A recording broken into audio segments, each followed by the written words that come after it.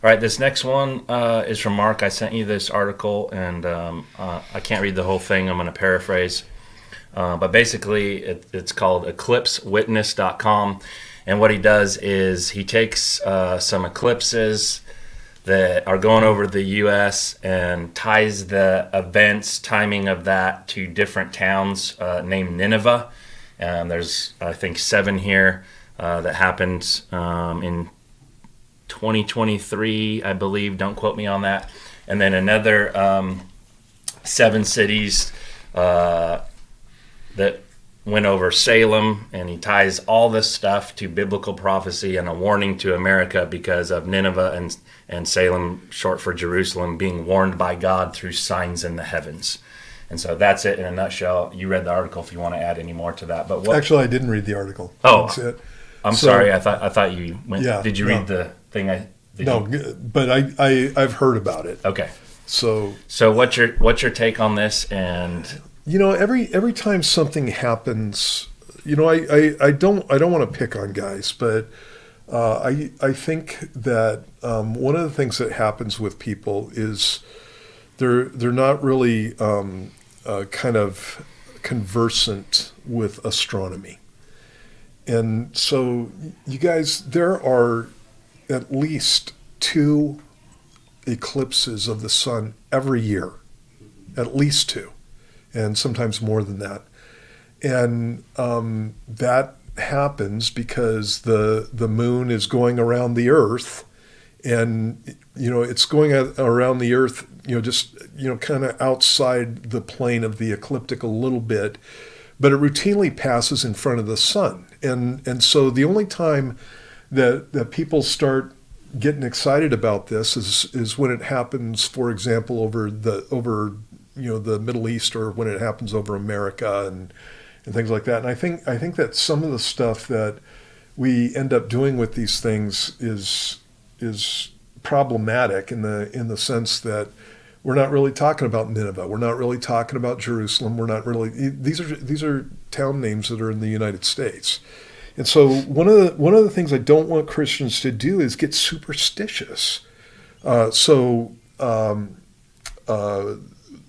is the same thing that takes place with lunar eclipses. And guys have gone through and tried to tie lunar eclipses in with the that take place during certain Jewish feasts, with dates that are significant to the people of Israel. And whenever this stuff comes out, when that came out, that was probably 2016. When that came out, I went through and looked at it, and on the face of it, their dates aren't right. I've got computer programs. I have telescopes, and so I like this stuff. And so I've got computer programs where I can go through and I can check out where eclipses take place and who can see them. So, for example, some of the lunar eclipses take place as far south as Antarctica, and same thing with solar eclipses. And a lot of these eclipses take place in the middle of the Pacific, because the Pacific is the biggest ocean on the planet. We're over 70% water, and so when I'm looking at signs in the heavens, so to speak, for example, just using the lunar eclipses with Israel, I want them on the dates specifically, and I want them to be seen from Israel. And if those 2 things aren't happening, then I don't think it's a sign. I think it's an eclipse. And again, lunar eclipses happen all the time. Here's the other thing. They make a big deal about it being on Jewish feasts. Well, a number of the Jewish feasts are during the full moon. And the only time that you're ever going to get a lunar eclipse is during the full moon. And so you got a 1 in 6 chance every year of having a lunar eclipse on one of the feast days of the Israelis. And so those are pretty good odds. And again, we don't want to get superstitious about this kind of stuff. And so we've known about the solar eclipse. There was a solar eclipse in I think it was 2017, and I went down to Oregon to to see that one. And I actually made a little video about the end of the world when I was going through it. My wife and one of my children and her friend were all killed in a situation where rocks came down from heaven and destroyed them. You know, and I was goofing around, but the reason I did it is because all these people were talking about the end of the world because the moon passed in front of the sun. And so that is not the signs in the heavens that the Bible is talking about. The signs in the heavens that the Bible is talking about are, for example, when something the size of a mountain falls from the earth, lands in the ocean, and kills a third of life in the ocean. The signs in the heavens are when the sun turns black and the moon turns to blood at the same time. And that can't happen in a solar eclipse, obviously. Because a solar eclipse is when the moon goes in front of the sun, and the moon cannot be read when you can't see it because it's in front of the sun. And so that means something else is in front of the sun, and the moon is visible to us. And so that's going to be a major sign in the heavens. So when I'm looking for the signs in the heavens, those are the things that I'm looking for, and I don't need to make everything a last days event. Okay, now having said all that, there are a number of things that you see in the Bible, including weather and droughts and things like that, that are signs of judgment from God. When you're looking at the land of Israel, God promised them that they would have good weather and they would have abundant rainfall and they would have abundant fruit if they obeyed God. And when they didn't obey God, God promised them that there were going to be issues with all of those blessings. And I have no doubt that some of the droughts that we've had in the United States and some of the issues weather-wise don't really have anything to do with global warming, but that they have to do with God's pulling back of his blessing on the United States. And not just the United States, the Western world in general.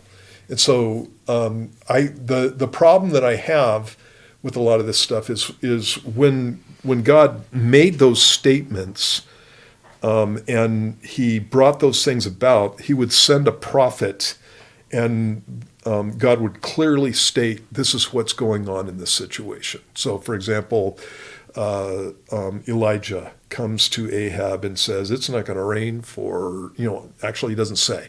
He just goes, it's not raining until I say so. And he turns around and walks out of the palace. And we find out later on that it's 3.5 years that it didn't rain. That's a judgment from God. It's very clearly a judgment from God. And when God ended that whole thing, Elijah was instrumental in the ending of that judgment. And so when I'm looking for signs and that kind of stuff, that's the kind of stuff I want to look for.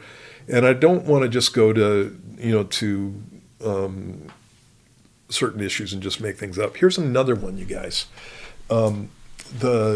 You'll hear this every September, and talking about the return of Christ for the church, and specifically the idea that the sun and the moon are in Virgo, and there's 12 stars connected with that, and they take and go use stars in Virgo and sometimes in Leo. These are constellations that are contiguous. They're next to each other.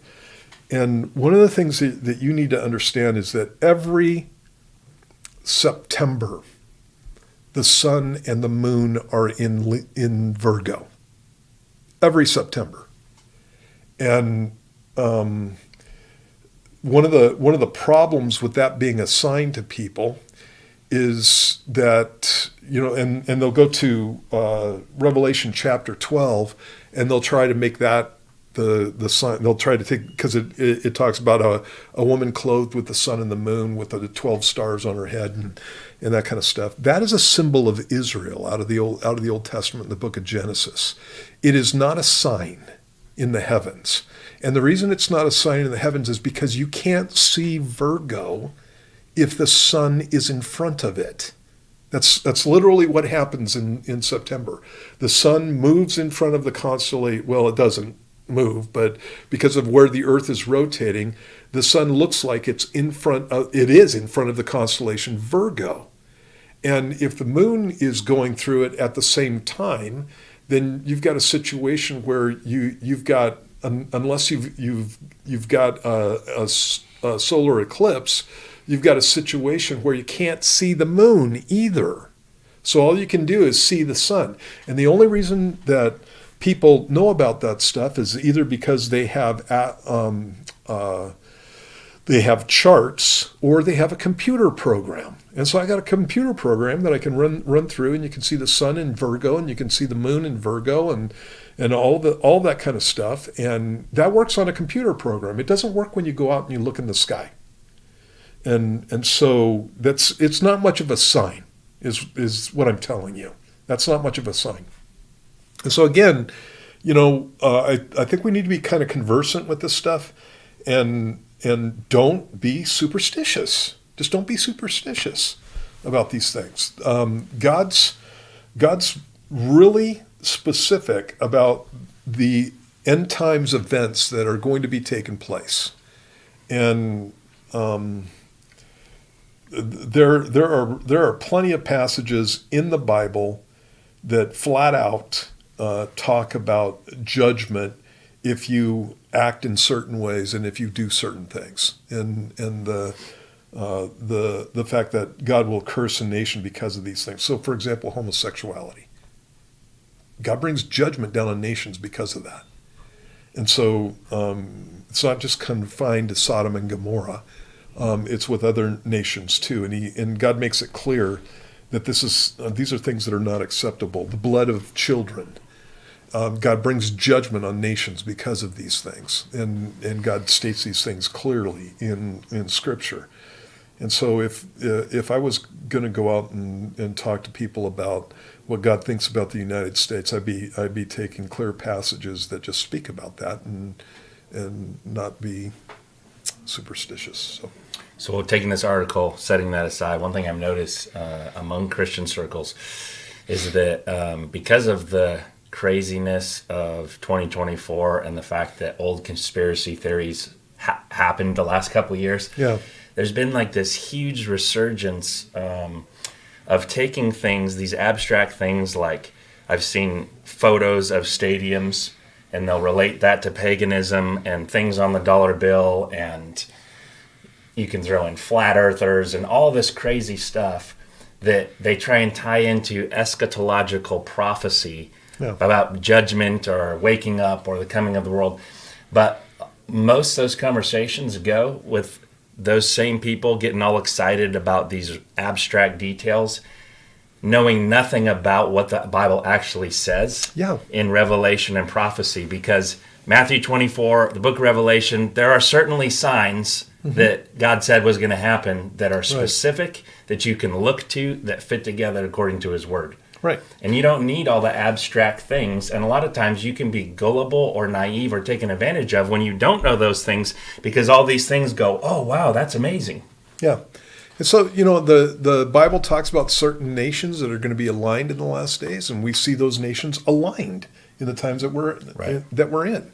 The Bible flat out says that Israel is going to be a nation and causing a problem to the whole world.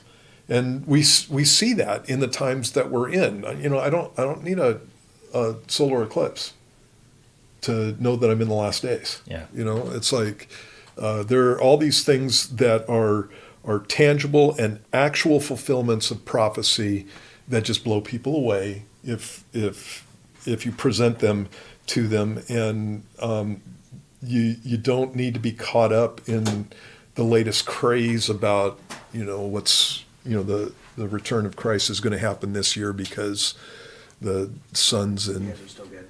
This is the camera died. The audio's still going. Okay, because the sun's in Virgo or whatever, and so I think we need to be careful. Otherwise, we risk credibility.